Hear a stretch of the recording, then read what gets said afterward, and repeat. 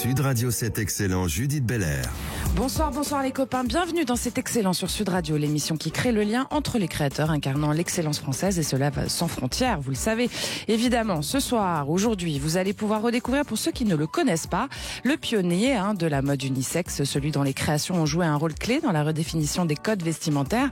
Mais Maurice Renoma ne s'arrête pas là, il est multitask, pardonnez mon anglicisme. Le concepteur, créateur de mode et photographe a une exposition en cours jusqu'à fin octobre à Trouville-sur-Mer, où il met en scène son fidèle compagnon, Cristobal, le poisson rouge. Derrière l'image, il y a le discours, Maurice Renoma, et vous êtes là pour nous le raconter. Bonsoir et bienvenue sur Sud Radio. Bonsoir. Faut vous approcher du micro pour qu'on vous entende. Bonjour. De l'Express, dont il a été directeur de publication, en passant par la radio, l'écriture, la télé, notamment BFM TV évidemment en ce moment, Christophe Barbier est une figure incontournable de notre paysage médiatique français. Et pour lui non plus, jamais de pause, puisqu'il a pris depuis peu la tête du spectacle vivant chez Studio Fact Media Group.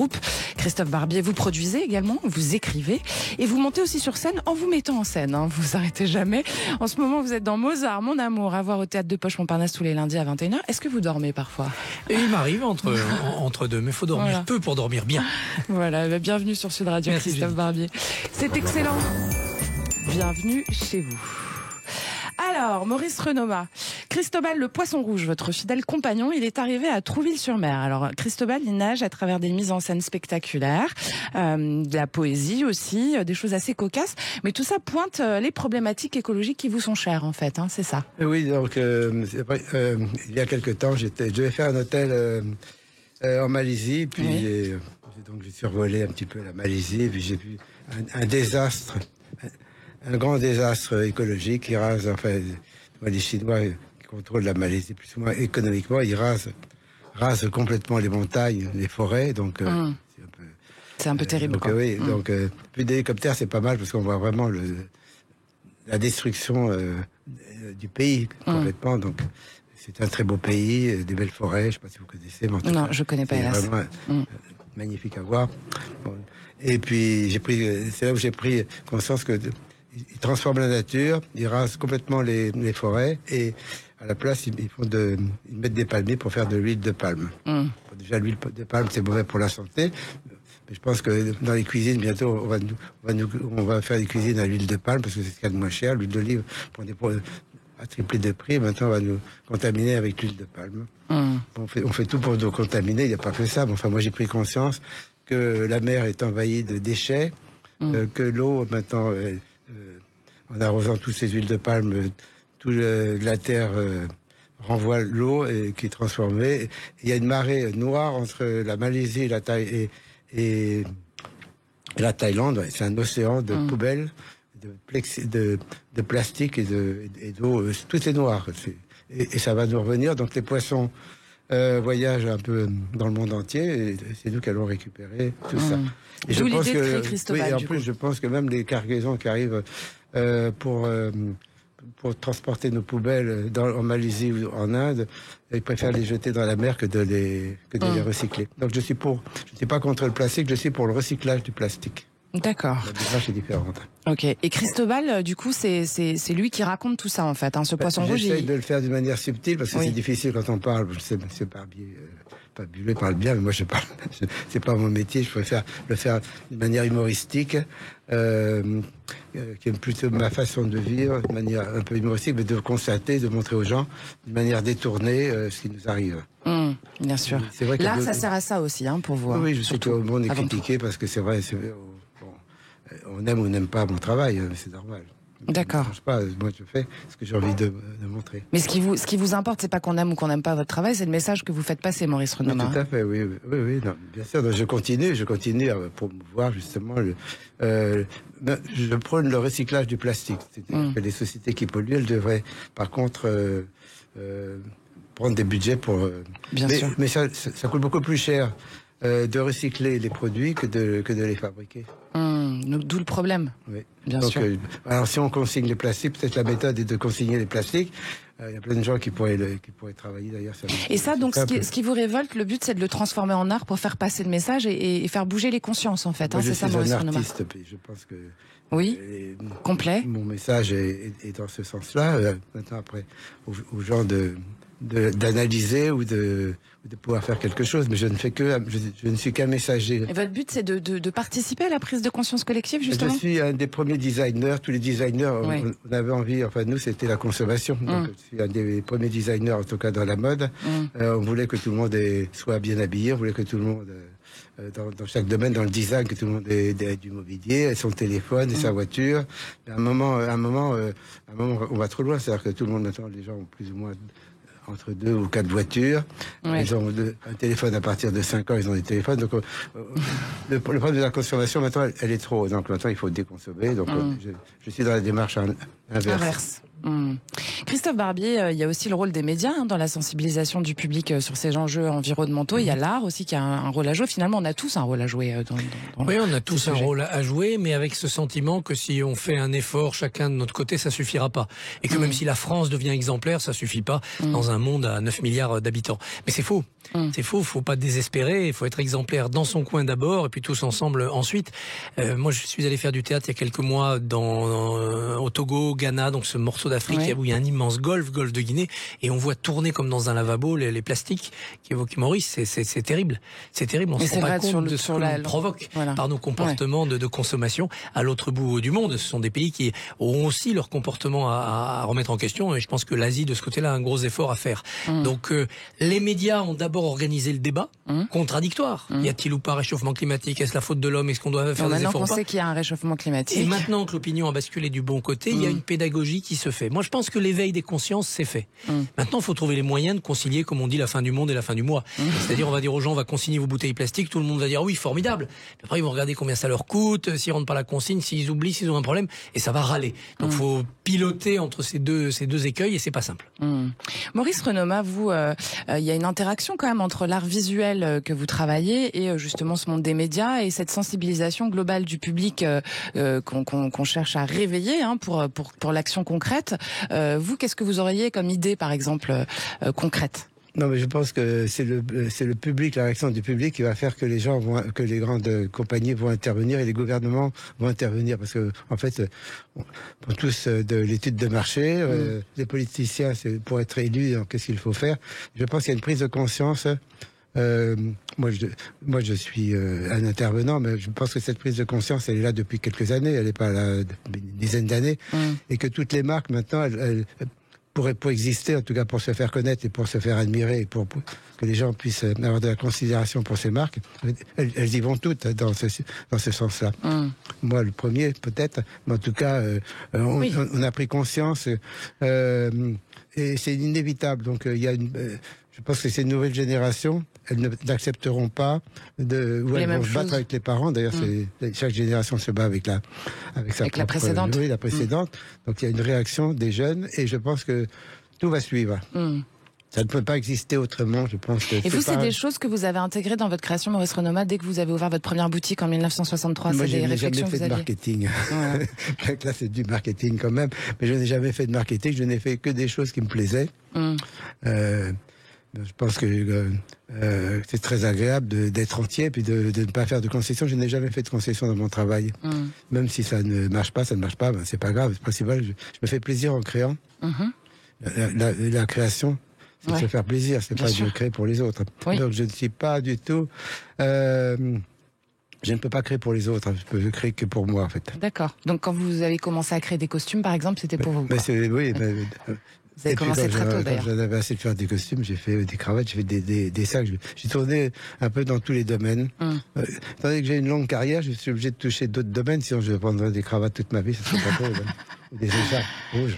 Et est-ce que quand vous avez commencé à créer, vous aviez déjà cette vision de ce que pourrait être la fast fashion et de l'impact négatif qu'elle a en général?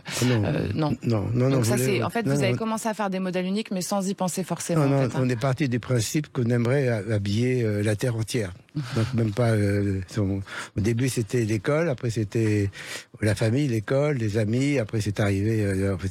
On est arrivé à être universel, quoi. Donc, c'est d'habiller la terre entière, de se faire connaître partout. Bon, depuis, j'ai réduit la voilure. Et pour en revenir à Christobal, votre poisson rouge, qui est actuellement en exposition à Trouville, c'est votre alter ego, en fait, Christobal.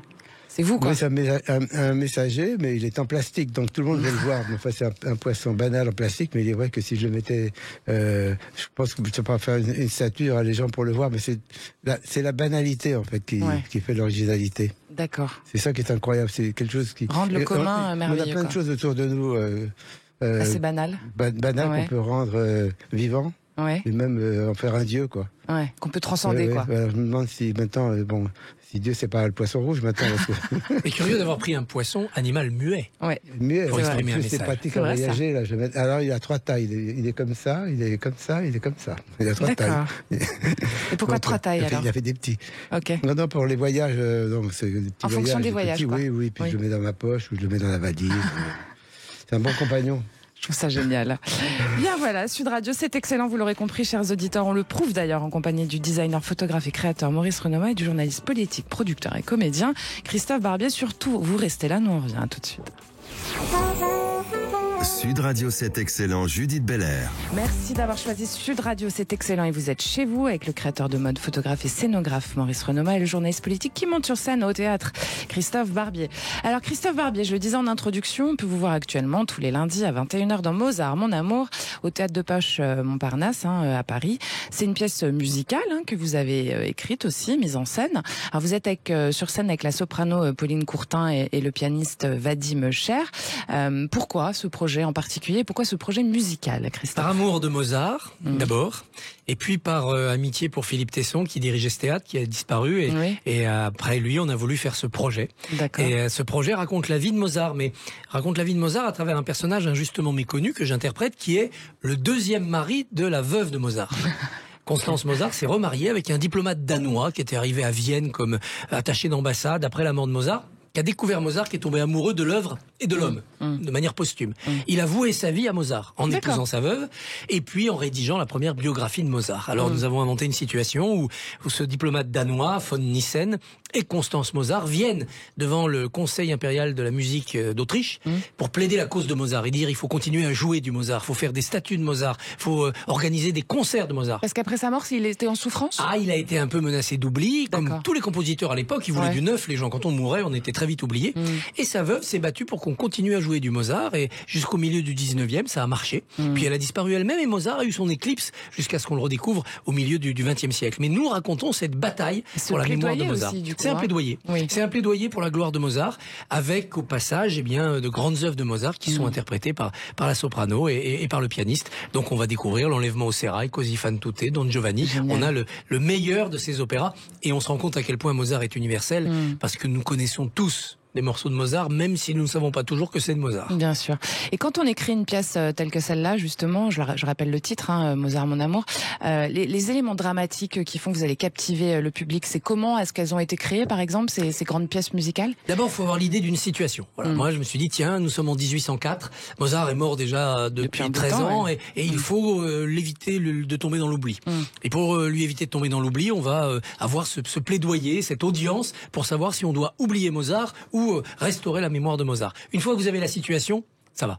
Après, c'est un récit, donc il faut des rebondissements, il faut que les gens découvrent la vie de Mozart. Et alors là, c'est très facile avec Mozart, parce qu'il y a une profusion de chefs-d'œuvre, mais aussi de bons et de très mauvais moments. C'est une vie qui a été très difficile. Ça n'a pas été du tout, à son époque, un musicien qui a travaillé dans le confort et dans l'assentiment général. Donc voilà, une fois qu'on est parti dans ce récit, ça va. Après, le dernier test, c'est le public. C'est les réactions du public, et on voit si on a visé juste ou pas. Un peu comme quand on pêche à la ligne, parfois on remonte Cristobal et parfois on remonte rien du tout. Voilà. Et là, depuis le printemps, ça marche très bien. Donc on continue jusqu'à Noël. Et puis j'ai eu la chance d'écrire pour une soprano que je connais très bien, et puis un pianiste que je connais. Donc je savais l'habitude de travailler ensemble. Ça, c'est important de savoir pour qui l'on travaille. Parce que au moment où on écrit les mots, on les entend. On entend les gens que l'on connaît prononcer ces mots. Surtout quand ça va être sur scène.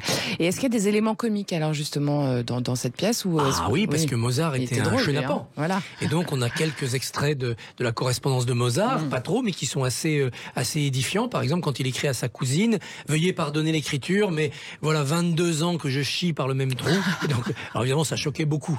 Il signait le baron de la Côte Cochon. C'est génial. Même son père était comme ça. Il écrivait des lettres où il disait, oh là là, vous allez me donner des soucis à me faire chier des oranges. On était un peu scato dans la famille Mozart. C'est le siècle aussi qui voulait ça. Ils étaient beaucoup moins coincés qu'on peut l'imaginer aujourd'hui. aujourd'hui. Oui, bien sûr. Alors évidemment, la musique de Mozart, vous l'avez dit, c'est un élément indissociable de son personnage. Le rôle de cette musique dans la pièce, c'est presque un rôle d'acteur finalement. Ah aussi. oui, bien sûr, bien sûr, bien sûr. La couleur de la pièce, l'émotion, la tristesse, la joie, le rire, le côté impressionnant, tout ça, ça vient par la musique. Moi, je me retrouve en position de narrateur. Je suis comme le fil sur un collier de perles. Ce sont les airs d'opéra, les airs joués au piano qui sont les perles. Bien sûr. Maurice Renoma, est-ce que vous aimez Mozart, évidemment? Oui, bien sûr. Le personnage est fabuleux, mais je crois pas qu'il est. Il était très dépensier surtout, non? Oui, mais dépensier parce que c'était un boulimique de tout. Oui, c'est ça. Oui. Il travaillait au-delà de la raison, c'est d'ailleurs ce qui l'a tué. Et pour travailler, il voulait n'avoir aucun souci matériel, ne penser à rien, et donc il dépensait. Et puis il dépensait aussi parce qu'à l'époque, il fallait tenir son rang. Il n'avait pas de poste officiel, Mozart. Il devait courir le cachet. Donc il fallait aller dans les réceptions de la noblesse, avoir un beau costume, des beaux souliers, arriver en calèche. Ça coûtait énormément d'argent de trouver du travail, de trouver des commanditaires qui disent voilà, je vous achète une symphonie, un concerto, une fantaisie ou un requiem. Oui, c'est sûr, il est mort très pauvre dans la déchéance. Il est mort avec 3000 florins de dette, c'est-à-dire 5 ans de loyer.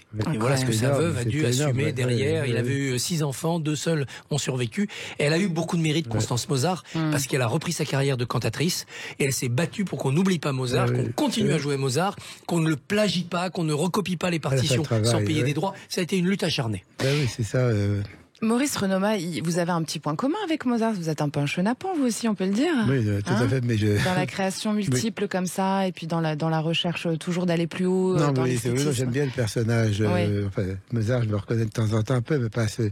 Non, ce qui est triste, Mozart, c'est qu'il a été enterré dans une fosse commune. Je crois qu'il n'y avait pas d'argent pour payer son enterrement. Oui, il n'y avait pas d'argent pour payer son enterrement. On l'enterrait vite pour éviter les maladies. Et puis, quand on n'était pas d'une caste sociale très élevée, quand on n'avait pas un poste officiel, c'était considéré comme quasiment normal d'être mis à la fosse commune. Donc c'était une fosse commune où on enterrait par groupe de 16 les cadavres. Donc si vous étiez mort entre le lundi et le vendredi, vous étiez dans tel trou. Donc on savait à peu près où vous étiez, mais on savait pas non plus lequel cadavre c'était. On l'a retrouvé, je crois, quand même. Les fossoyeurs, Constance Mozart est allée gratter la terre pour retrouver les ossements.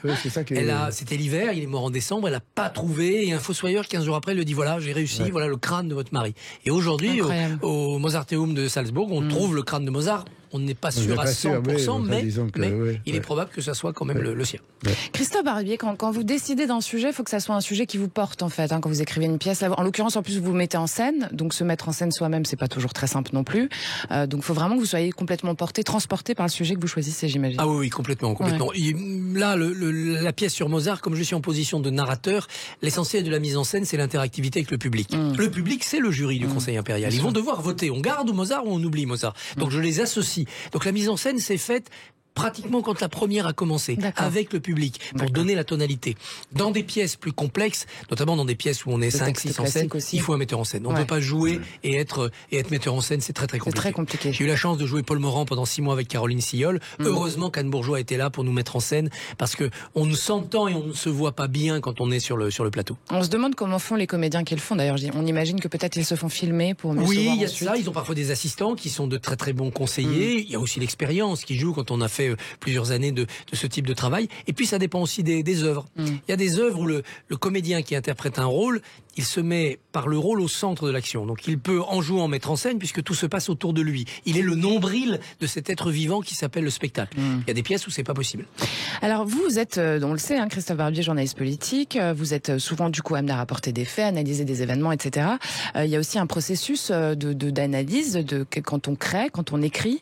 Et quelle est la différence pour vous entre le processus de création justement de la comédie, de la création de l'interprétation de vos personnages et justement le processus de journaliste où pour le coup vous devez prendre peut-être un regard plus éloigné, plus neutre par rapport aux situations.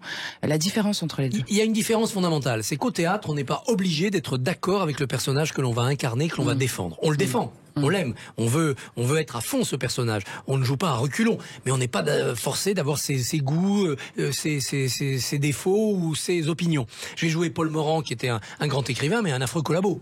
Je n'adhère pas à ses idées. Mais au théâtre, c'est pas un problème. Et quand on rentre dans un personnage, on le défend. Par contre, ça le devient quand on est journaliste politique. Quand on est journaliste, on ne peut pas dire un mot à côté de ses convictions. Sinon, on trahit son essence, on trahit sa fonction. Donc, il faut d'abord savoir ce que l'on pense, ce en quoi l'on croit. Une fois qu'on est sûr de ses convictions, même si on peut se tromper, il ne s'agit pas d'avoir des certitudes scientifiques, mais d'avoir des certitudes éthiques. Je suis sûr de croire en ce que je dis. À partir de là, on peut faire ce métier-là. D'aucuns penseraient pourtant que le journaliste se doit de rester neutre et de ne pas afficher ou de ne pas prendre en compte ses propres convictions quand il fait une interview. Ça dépend de sa fonction. Moi, je fais une interview politique régulière. Oui. Eh bien, là, j'essaye d'être, si ce n'est neutre, du moins ne pas mettre en avant mes opinions. C'est pas moi qui compte, c'est l'invité. Donc parfois, il m'arrive de dire quelque chose dans lequel je ne crois pas parce que je veux professer le faux pour avoir le vrai. Il s'agit de provoquer l'autre pour qu'une petite phrase surgisse, pour qu'une vérité surgisse. Là, je suis dans un rôle de sparring partner. Je suis là pour mon invité, pour l'aider à dire des choses surprenantes, inédites et fortes. Quand je suis éditorialiste, c'est l'inverse. Je suis là avec mes convictions, mon corpus de valeurs, et rien ne m'en fera démordre. C'est vraiment deux rôles très distincts. Je suis l'émetteur de l'information. Tandis que quand j'interviewe, je suis le stimulateur de l'information. Maurice Renaumaz, vous aussi, vous êtes pluridisciplinaire, on a compris. Vous aimez aussi à mettre en scène vos œuvres, quelque part, comme vous l'avez fait avec Cristobal, on en parlait tout à l'heure. Est-ce que vous avez déjà eu envie de toucher au théâtre parce que vous faites de l'art vivant, finalement, parce que finalement, c'est pas très très loin du spectacle vivant non plus. Oui, j'aimerais bien faire des choses que je ne sais pas faire. Bon, mais j'ai pas mal de choses à faire dans mon domaine déjà. Mais je pense à Christophe, en fait, c'est bien son évolution du journaliste, de passer à la pièce, de sortir de son quotidien, et bon, c'est fabuleux. Il y a un lien avec Cristobal, c'est très bien. Cristobal. Oui, pourquoi Cristobal d'ailleurs? Cristobal. Je trouve c'est un mot qui m'est arrivé comme ça, Cristobal. Il y a un peu Christophe Colomb là-dedans. Il y a le Christ, il y a tout. Il y a le mot. En fait, je fais des choses par hasard. Le nom m'est apparu comme ça. C'est la création. Il y a un fil qui arrive, vous le prenez, et puis pourquoi le poisson rouge, pourquoi ci, pourquoi ça. Vous avez une pulsion. Alors pour être artiste, il faut pouvoir capter ses pulsions et y aller. Je pense que ça, vous avez une pulsion de faire vous avez été, puis vous avez été à la pêche. C'est des envies, quoi, en fait, les pulsions. Et il faut y aller, quoi. Il faut pas avoir peur d'y aller. Où les gens ont des idées préconçues, ils n'y vont pas parce qu'ils chassent les idées. Et moi, j'ai tout ce que je pense, tout ce qui m'arrive. Je demande pourquoi c'est là, quoi. Je crois qu'il n'y a pas de hasard. Donc c'est là. On le saisit ou on le saisit pas. Bien sûr. Je le saisis. J'ai dit, comme la radio, je pense que vous avez une opportunité, vous l'avez saisie, mais c'était. On peut créer ces opportunités vous l'aviez avant aussi. Dans la tête déjà, et est arrivé là, vous l'avez pris. Je peux le dire à l'antenne aux auditeurs, moi j'ai créé mon opportunité, clairement. Exactement, donc le train il passe, vous le prenez ou vous le prenez pas. Il y a des gens qui le prennent, et puis d'autres qui le laissent passer toute leur vie, et ils ont pas. Mais je pense que tout le monde a cette opportunité. Bon, il faut avoir. Faut être à l'écoute, quoi. Oui, il faut être à l'écoute, et puis il faut se lâcher, quoi. Il faut se dire pourquoi c'est là. Moi, je suis né d'une famille de tailleurs, confectionneurs. Je regardais tout ce qui était par terre, j'ai ramassé tout ce qui était par terre, donc j'ai fait mes premières collections, en patchwork, j'ai ramassé les petits bouts, je les ai cousus, puis j'en ai fait des vêtements. Mais tout est là, en fait. Ça me suffit d'être curieux, de l'attraper, et puis d'oser, quoi. On ose, et puis ça marche. Tant mieux, ça marche pas. En général, ça marche. Moi, le hasard, tout est le hasard. Par exemple, le 23, je fais sa parole à Christophe après, mais il parle tellement bien. Parce que le 23, c'est mon chiffre magique, je le sais. Il est là, d'ailleurs, on le voit, des t-shirts des champions. Là, le 23, vous savez que ça fait 5. C'est 22 et 23, mais surtout le 23. Donc, j'ai ouvert le 23 octobre la première boutique Renaumaz, 23 ans. Renaumaz Café, ça fait 23 ans qu'on va l'avoir. On va faire les 23, les 60 ans de Renaumaz le 23 Finalement, octobre. il n'y a pas de hasard, il n'y a que des rendez-vous, c'est ça que vous êtes en train de nous dire. Je suis né le 23 octobre en plus, donc j'habite au 23 rue du Longfond, en Normandie. Non, mais tout est autour du 23. Donc, on cherche, on arrive à trouver même son chiffre. Je connais mon chiffre magique. Dès qu'un numéro sonne et je vois le numéro 23, je prends. Vous le saurez, chers auditeurs, si vous cherchez à joindre Maurice Renaumaz. Sud Radio, c'est excellent, vous l'aurez compris. On revient tout de suite avec le journaliste comédien Christophe Barbier et le grand créateur multifonction Maurice Renaumaz. Restez avec nous, à tout de suite. Bon, je vais pas dire non. Sud Radio, c'est excellent, Judith Belair. C'est excellent sur Sud Radio, l'émission qui crée le lien avec deux créateurs multipass. Pardonnez-moi pour l'anglicisme à nouveau, chacun à leur manière, bien évidemment. Le styliste, photographe et créateur tout court, Maurice Renaumaz, et le journaliste, producteur et comédien Christophe Barbier. Alors Maurice Renaumaz, quand même un peu d'histoire pour nos auditeurs. Vous avez ouvert en 1963 la boutique White House Renaumaz, en proposant à l'époque une mode qui bousculait complètement les codes et qui marque aussi un réel tournant dans l'histoire de la mode finalement. Alors il y a toute une génération qui va s'appeler la génération Renoma. Votre signature, c'était des vêtements audacieux qui s'affranchissaient des conventions. Et c'est pour ça que ça a marché, c'est parce que ça s'adressait aux jeunes aussi qui avaient envie de faire différemment que leurs aînés. Oui, en général, j'aime pas trop me pencher vers le passé, mais là, je suis là pour ça. On est là pour raconter votre parcours un peu quand même. Ouais. Oui, donc, mes parents avaient un petit atelier. Et oui, votre père était tailleur. Oui, je m'entendais pas trop avec mon père, qui était exigeant et Simon Crécy s'appelait votre papa. Oui, tout à fait. Oui. Ouais. Très conservateur. Donc la mode, on est anti-conservateur. Bon, il voulait m'apprendre le métier, mais en fait, j'ai fait exactement le contraire de ce qu'il voulait me montrer. Donc pour moi, c'est un avantage. C'est mon caractère. Donc, il m'a laissé un petit atelier, un petit bureau de 12 mètres carrés, et il m'a dit, bon voilà, tu vas être indépendant, débrouille-toi avec ça. Il est vrai que j'ai ramené énormément d'amis qui sont venus s'habiller chez nous, et on a même vu arriver les parents qui accompagnaient leurs enfants. Notre clientèle avait 14-16 ans. C'est la première génération de jeunes affranchis qui voulaient avoir leur style et leur mode. Et qu'est-ce qui différait alors? C'était quoi la nouveauté absolue dans ce style? Disons que c'était le début. C'était le grand col, c'est ça? Oui, les vestes ultra cintrées, très anglais, mais beaucoup plus anglais que les Anglais. Tout était exagéré. J'ai pris toutes les bases des étudiants des écoles anglaises. Ouais. Donc les blazers, les rayures, les blazers, les vêtements de rugby que j'ai transformés. Et c'est-à-dire que à l'époque, on ne voyageait pas. Aller en Angleterre, c'était le maximum. D'accord. J'allais pas en Angleterre, mais disons que je captais un petit peu tout ce qui était Vous écoutiez les Beatles, on imagine. Oui, c'était un tout petit peu avant. Tout petit peu avant. Oui. Ouais. Et donc le style Renoma, c'était costume super cintré, des fentes de 30 cm, revers au pantalon 5 cm, pantalon pas de def. Et donc c'est vrai que une génération s'est habillée comme ça. Et dans le monde entier. Génération complète, oui. Mais dans le monde entier. Ouais, effectivement. Donc on avait arrivé. Vous avez connu un succès international en fait assez rapidement. Oui, c'était la première boutique de mode au monde. Donc il fallait être audacieux quand même, hein? Je pense que mon plus grand succès, c'est d'avoir ouvert une boutique à Londres, de vendre des costumes en Angleterre. Donc ça a été tout de suite après. Donc ça, on est adoubé quand on vend des costumes en Angleterre et que ça marche là-bas, a priori. Mais j'étais inspiré. L'inspiration, elle est partout, donc je suis. Oui, qu'est-ce qui vous a donné envie tout d'un coup? C'était de vous habiller vous-même, en fait, hein, c'est ça? J'étais mon propre. Vous étiez votre propre mannequin. Client, oui. Je suis toujours. Vous l'êtes toujours. Vous essayez avant? Si je fais une collection que pour moi, ça me va très bien. Et alors, le vêtement pour vous, c'est une forme d'art à part entière, hein, finalement, Maurice Renoma. Une façon de s'exprimer, en fait, c'est le premier contact qu'on a avec les gens. On peut dire, tiens, il est comme moi ou il n'est pas comme moi. C'est vrai que les couleurs, je pense qu'on a des réactions avec les couleurs, on a des réactions avec la matière, et en soi aussi, c'est pareil, d'avoir des matières. Je pense que tout a une réaction, en fait, chimique. Bien sûr.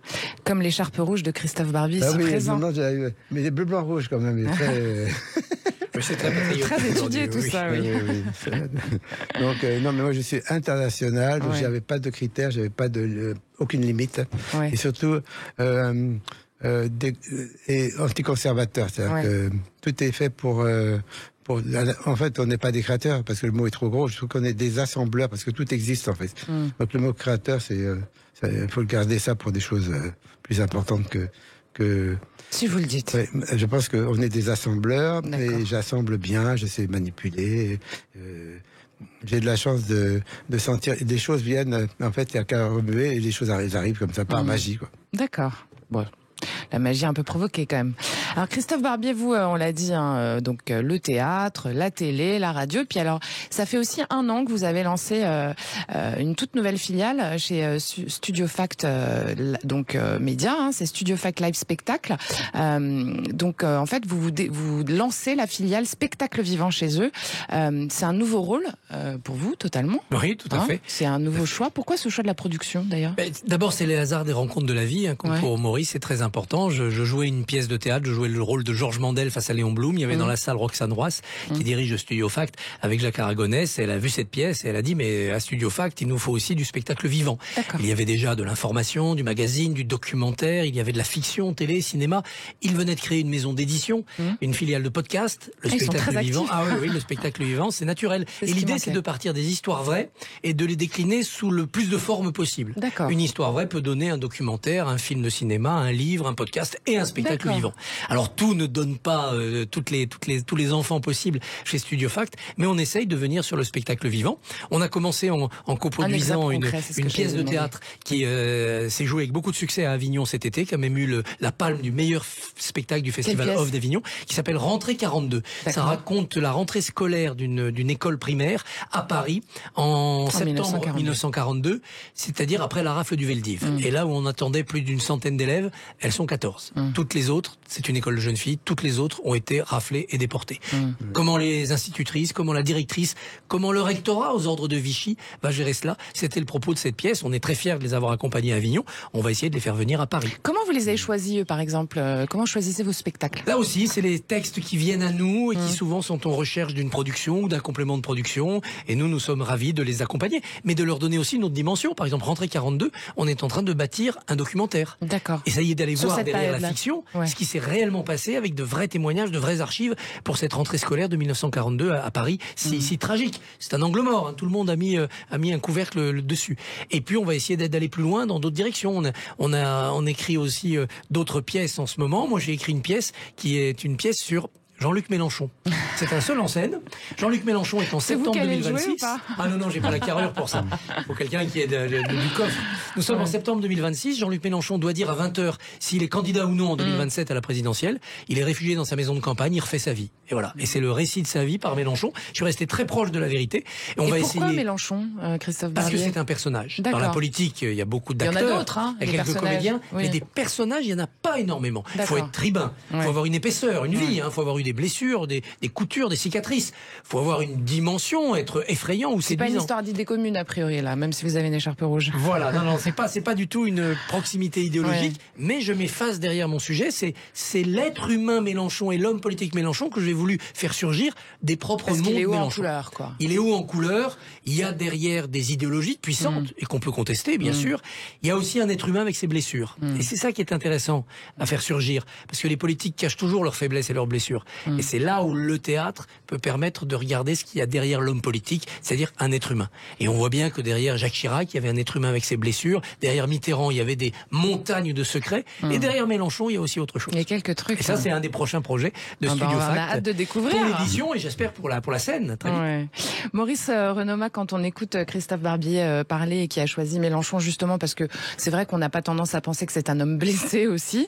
Est-ce que finalement cette blessure, vous par exemple, ça vous a aussi inspiré à faire votre carrière artistique? Ça part aussi de là, c'est-à-dire de rendre beau finalement quelque chose qui n'est pas forcément toujours agréable. On a tous des blessures. Je pense que j'avais des blessures d'enfance, elles ont dû ressortir. Je crois que la carrière, elle est faite aussi avec ces blessures. C'est au contraire, c'est un moteur presque, non? Oui, c'est positif. C'est positif à condition c'est toujours pareil. Il faut rentrer dans ses blessures. Mais disons que c'est très intéressant ce qu'a fait Christophe. C'est beaucoup plus intéressant que la mode. La culture, je pense que le monde doit se réveiller parce que mais vous dites vous-même que la mode c'est de la culture. Oui, c'est vrai. Mais disons la culture, de raconter l'histoire. Oui. Parce que je pense qu'on arrive à une génération qui n'est pas du tout cultivée, qui ne connaît rien. Joseph Kessel, par exemple, plus personne ne le connaît. Druon, plus personne ne le connaît.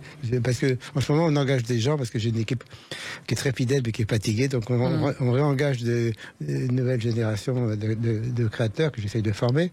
Mais il est vrai, quand on parle avec eux, il n'y a aucune culture. Mais zéro culture, c'est tout juste qu'ils connaissent Victor Hugo maintenant. Ah oui, comme ils savent tout retrouver grâce à Internet, ils apprennent rien. Oui, mais je dis, Internet, ça doit vous servir. Regardez, dès que vous voyez une rue, essayez de savoir qui était là. Vous avez plein de gens illustres dans Paris. C'est quoi, c'est le problème? C'est un manque de curiosité parce qu'on a peur de s'ennuyer aujourd'hui un peu, c'est ça?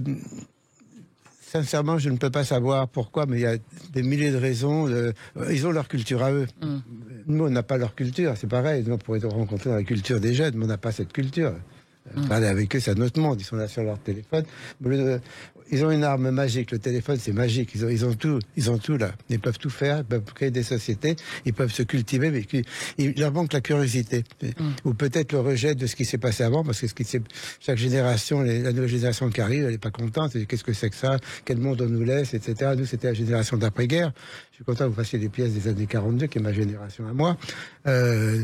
Mais c'est pas pour moi, c'est qu'ils sachent ce qui s'est passé, parce qu'ils oublient tout et ça va recommencer. Alors au lieu de se guérir, de se soigner, parce que l'être humain a besoin de se soigner, on a besoin de gens comme vous, pour justement faire connaître aux gens. Mais aussi d'artistes, parce que l'art, ça soigne, Maurice Renoma. Moi, j'essaye. Non, mais moi, je suis égocentrique. J'essaye de faire ressortir au fond de moi ce que j'ai, comme vous dites, les blessures, l'envie de m'amuser. Oui, donc vous soignez vous-même. Mais j'aimerais bien faire beaucoup de choses pour les autres, évidemment. Mais les artistes. Finalement, le fait de s'exprimer et de donner à voir de nouvelles choses, c'est aussi une manière d'apporter votre contribution à tout ça, quoi. Oui, j'espère avoir quelqu'un comme Christophe plus tard qui m'analysera et qui apportera aux gens la curiosité de réaliser, de faire des choses. Parce que c'est vrai que on peut vraiment se réaliser, faire des choses extraordinaires dans la vie. Ça serait dommage de rater ça, quoi. Chers auditeurs, vous avez bien écouté, j'espère, le message de Maurice Renoma. Et puis d'ailleurs, vous restez avec nous, on va revenir tout de suite avec lui, puis Christophe Barbier, pour la dernière partie de cet excellent. À tout de suite. Sud Radio 7 Excellent, Judith Belair. Bienvenue dans cet excellent. Si vous nous rejoignez, on est sur Sud Radio et il nous reste encore un petit quart d'heure ensemble avec les créateurs multiples, chacun à leur manière, Maurice Renoma et Christophe Barbier.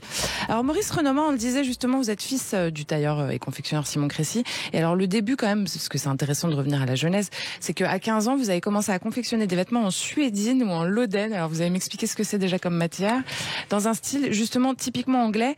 On va dire que votre chemin il était tracé, votre père il était tailleur, mais finalement d'où ça vous est venu? C'était pareil, c'était une fulgurance comme ça, une envie? Bon, disons que je devais être un peu original. J'avais envie déjà très, très tôt de m'habiller à ma façon. Donc, c'est vrai que j'avais fait un peu de provocation. Au début, c'était des vêtements avec des têtes de mort. J'avais pris des drapeaux corses, parce que j'avais une tête de mort, et j'avais cousu sur mes... Bon, j'étais jeté de l'école. Après, il y avait le fait... un peu punk, quoi. Oui, c'est vrai que la mode du noir, avec Juliette Gréco, il y avait une tendance un peu Saint-Germain-des-Prés. Bon, c'est vrai qu'à Paris, marcher dans Paris, comme marcher à Londres, on a beaucoup d'inspiration. Et donc, je sentais vraiment je sentais mon style déjà. C'était assez vulgaire d'ailleurs, mais la mode peut être très vulgaire aussi, donc il faut oser les porter. Oser être vulgaire aussi, finalement. Mon père jetait tout à la poubelle, ma mère aussi. Il voulait pas que... le premier jean. Il était quand même tailleur et vous êtes devenu créateur de mode. Oui, moi c'était le jean. C'était le jean, le t-shirt, la faute of the law. C'était très simple. Non, mais disons que mes premiers costumes... j'ai fait beaucoup de communication, je promenais dans la rue, je donnais des cartes, je parlais aux gens, je faisais mon travail de communication, parce que la réussite, c'est aussi la communication, c'est le produit, et il faut que tout soit bon. Il y a pas, si vous avez un mauvais produit, vous faites de la communication, ça marche pas. Donc, Christophe Barbier, vous avez envie de réagir à ça? C'est une globalité, une réussite en fait, il faut que ça englobe tout. Oui. Savoir-faire, faire savoir. Si on n'a pas la curiosité, le goût d'aller vers les autres pour leur parler de ce qu'on fait, on n'y arrivera pas. Alors il y a des vocations, il y a des métiers qui sont vers l'intériorité. Et c'est très bien, c'est une autre philosophie de la vie. Mais quand on est dans la création artistique, quand on a le désir de mettre le monde à ses couleurs, et c'était votre désir, on ne peut le faire qu'en allant séduire et convaincre les humains. Bien sûr. Donc il faut les convaincre. Et puis si vous arrivez bien, si vous êtes sûr de votre produit et que vous arrivez à convaincre, les gens y suivent. C'est des suiveurs, les gens. Donc je devais avoir cette force de convaincre les autres, de les rassurer. C'est vrai que quand on a ouvert la boutique, c'était en 63. Les 3 premiers jours, il y avait personne. Le 4e jour, on n'avait que des dettes, parce qu'à l'époque, c'est l'époque de l'inflation.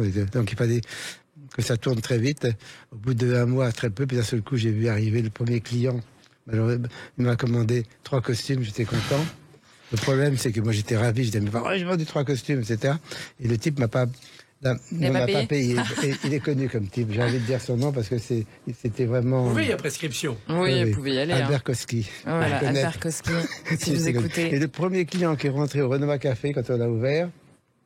C'était lui. Albert Koski. Donc bien. C'est le premier client de la boutique. Il était fidèle dans ses impayés. Bon, je me rappelle, donc j'ai une mémoire quand même phénoménale. Mais donc, disons, il faut être pugnace, il faut être sûr de soi, il faut y aller. Mais c'est beaucoup de travail, donc j'ai passé ma vie à travailler. Mais on ne peut travailler autant que quand on aime ce qu'on fait. Disons que ça fait 60 ans, et ça, par contre, c'est exceptionnel, une carrière de 60 ans. C'est rare, je crois que c'est le seul, d'ailleurs, à avoir gardé ma maison à 100%. Et en fait, 60 ans, le 23 octobre, évidemment. Bravo. Christophe Barbier, comment est-ce que vous êtes tombé dans le journalisme? Il y a un moment décisif dans votre carrière où vous vous êtes dit, c'est ça que je veux faire? Parce que vous avez toujours mélangé le théâtre aussi? Ah oui, j'ai toujours mené les deux de front, tout en sachant que le journalisme serait mon premier métier et que le théâtre serait ma passion de toujours. Je me disais qu'on pouvait être journaliste professionnel et comédien amateur, mais pas l'inverse. Et j'ai donc été le plus loin possible dans le journalisme, et puis, n'ayant plus de responsabilité, j'ai enfin, depuis quelques années, la possibilité d'être comédien professionnel et d'organiser mes journées en fonction du rendez-vous du soir avec le public. Alors, je me souviens très bien, j'étais en classe de première, on était vers la fin de l'année scolaire, on commençait à parler du bac, l'année d'après, qu'est-ce qu'on va faire, qu'est-ce qu'on va prendre comme orientation, et moi je disais, voilà, je veux gagner ma vie en écrivant. Et il y avait deux solutions, c'était soit de très vite devenir un auteur célèbre et de vendre des milliers de livres, ça c'était pas acquis, plus difficile, soit d'aller vers le journalisme, mais pour ce qui me concernait le journalisme politique, c'est-à-dire de raconter l'histoire contemporaine, l'histoire en train de se faire, être dans mon siècle et raconter mon siècle. Raconter l'histoire en racontant des histoires. Voilà, et je me suis dit, voilà, je vais faire ça, je vais faire du journalisme, et une forme de journalisme qui permet de faire le lien avec le passé, de réfléchir sur le futur, le journalisme politique, et c'était parti. Est-ce qu'il y a une personnalité en particulier qui vous a donné envie aussi au début? Au début, non, je n'avais pas de modèle de journaliste quand j'ai décidé de l'être. Je me suis ensuite, oui, j'avais découvert assez rapidement en sortant du lycée. Je me suis dit bon, la classe prépa, ça va être difficile. Il faut pas que je sois coupé de l'actualité. Je vais m'abonner à un journal. Et je me suis abonné à l'Express. Et j'ai adoré. Vous êtes devenu directeur de publication. J'ai adoré ce journal, cet hebdo, mon rendez-vous. J'avais l'impression que on mettait en mots et en clarté les vagues impressions et intuitions que j'avais eues en lisant les autres journaux ou en apprenant l'actualité politique. Je me suis dit un jour je veux travailler dans ce journal. Et quelques années après, j'étais engagé dans ce journal et puis après j'ai eu la chance de le diriger. Donc quand je me retourne, je me dis que c'est un clin d'œil de l'histoire assez amusant. J'étais allé m'abonner à l'office universitaire de presse. On avait droit à des tarifs réduits. Vous saviez déjà que vous vouliez travailler là-bas en fait. Oui, j'avais une attirance pour cette forme de journalisme, c'est-à-dire le journalisme hebdomadaire, assez chaud pour raconter des choses qui sont dans l'actualité, mais assez froid, une semaine, pour réfléchir, prendre de la hauteur, analyser, essayer de donner la portée des choses. Et ça a été merveilleux. J'ai vécu de grandes années de la presse hebdomadaire. Aujourd'hui, le numérique a un peu tout chamboulé. Et ça, c'était absolument merveilleux. Mais j'ai jamais lâché le théâtre. Le théâtre était toujours à côté.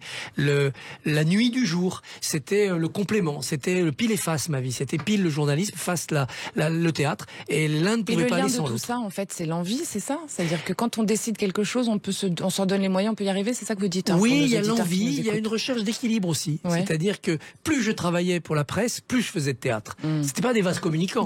C'était au contraire dans la balance de la vie, quand un des plateaux s'alourdissait, il fallait que l'autre soit alourdi aussi pour garder son équilibre et relativiser. Et c'est tellement dur d'entrer en scène. C'est tellement violent comme track que à côté de ça, diriger un journal, s'engueuler avec des politiques, risquer des procès, on relativise beaucoup. Donc ça vous a beaucoup nourri en fait dans votre carrière de journaliste politique. Ah oui, ça m'a énormément nourri, non seulement évidemment. On est toujours un peu au théâtre. Bien sûr, le côté spectacle de notre vie politique, l'éloquence, les personnages, tout cela n'est pas sans lien avec le théâtre. D'ailleurs, théâtre et politique sont liés depuis toujours. Molière travaillait pour le roi et contre une partie de la cour. Victor Hugo s'est construit dans une action politique autant que comme auteur de théâtre. Donc théâtre et politique, c'est les deux faces d'une même médaille. Depuis les Grecs, la démocratie et le théâtre ont été inventés en même temps. Donc c'est vraiment deux frères jumeaux. Ils s'adorent, ils se détestent, mais ils peuvent pas se séparer. Et à côté de cette gémellité, théâtre et politique, pour moi, c'était deux manières différentes d'aller parler aux gens. De ce qui fait société, de ce qui fait cité, de ce qu'on appelle le vivre ensemble.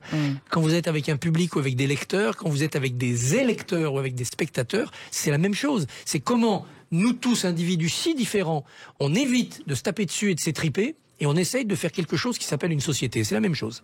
Alors comment on arrive à faire ça, Maurice, à éviter de se taper dessus, Maurice Renoma? J'écoute Christophe, c'est fabuleux. Non, mais moi, je ne pourrais jamais passer...